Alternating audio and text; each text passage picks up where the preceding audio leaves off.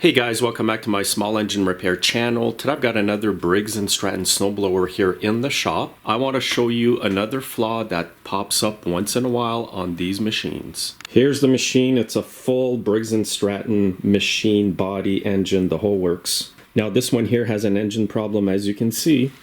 All the magnets from the flywheel came loose here. I don't understand why none of them are broken, but they did all come loose. And they got jammed in the stator here. This part here is what powers up your lights and your heated hand grips and all that stuff. Now, what I see sometimes when the magnets break is it'll destroy the stator, and sometimes it'll even destroy the block itself.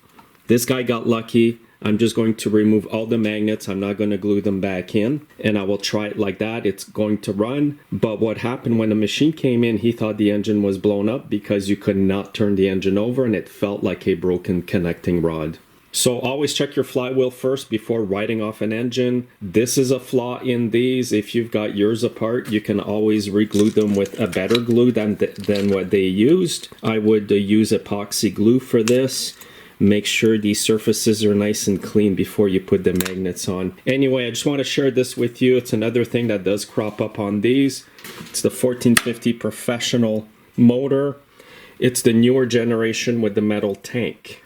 Watch out for this. Have a great day, guys.